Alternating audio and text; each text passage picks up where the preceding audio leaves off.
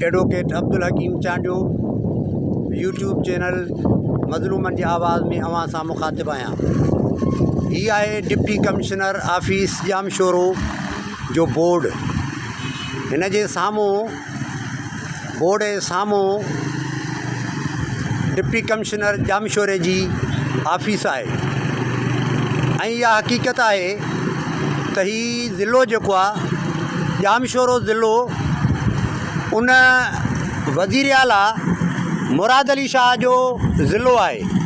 जंहिं मुराद अली शाह वज़ीर आला जंहिंजे ज़िले में हुन जे हालति ऑफिस जी जेका हीअ तव्हां ॾिसी रहिया आहियो, ही आहे गटर खुलण खां पोइ हितां जो नाकारा सिस्टम। ही नाकारा सिस्टम तव्हां पाणी जो ॾिसी रहिया आहियो त पाणी जो केॾो फ़्लो हिते वही रहियो आहे। ही आहे हितां जे डिप्टी कमिश्नर जामशोरे जी ऑफिस। ऐं ही आहे मलक असद सिकंदर जो पंहिंजो तालको, पंहिंजो ज़िलो, जितां पाण MNA चूंडिजी आयो आहे। 39 सालनि खां वठी करे पाण हिते पंहिंजी सियासत में तमामु पंहिंजो असर रसूख़ रखी करे हिते पहुतो आहे। हाणे जॾहिं वज़ीर आला मुराद अली शाह जे ज़िलई हेडक्वार्टर जामशोरो 8 कोटड़ी जी हीअ हालति हुजे त पोइ तव्हां सम्झी सघो था त बाक़ी सिंध जी कहिड़ी हालति हूंदी। हीअ ॾिसो तव्हां पाणी जी सूरत हाल, हीअ ॾिसो पाणी पाणी आहे, हीअ ॾिसो पाणी पाणी आहे, जिते तव्हांखे फ़क़ति ई फ़क़ति पाणी नज़र थो अचे।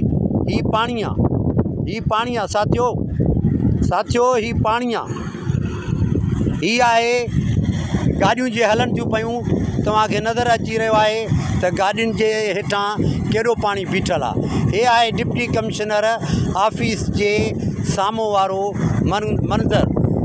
अरमान आहे मुराद अली शाह साहिबु 3 दफ़ो वज़ीर आला थिया आहियो, तव्हांजो वाल साहिब बि वज़ीर आला, त पोइ तॾहिं बि तव्हां पंहिंजे ज़िले जे हेडक्वार्टर में का बि बहितरी न आणे सघिया आहियो, त पोइ सिंध खे तव्हां ॾेई छा सघंदव।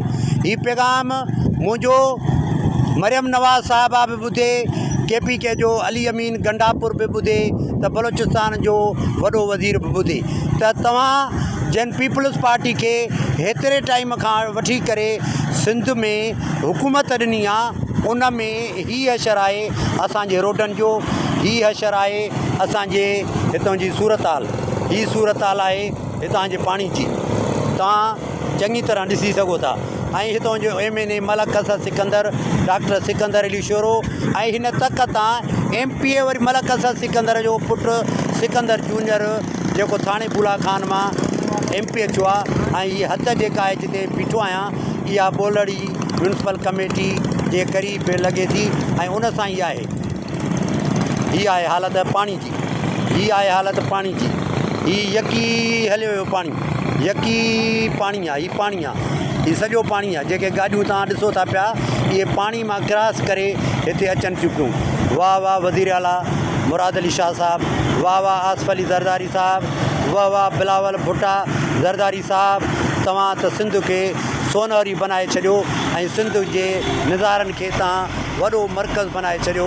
हीअ आहे सूरत हाल हितां जे जामशोरे जे ज़िले जे DC ऑफिस जी। मूंखे यकीन आहे त तव्हां मुंहिंजे हिन अंदर जी आवाज़ खे सम्झंदव ऐं तव्हां पंहिंजा फ़ैसिला ईंदड़ वक़्त में पाण कंदव। महिरबानी साथी।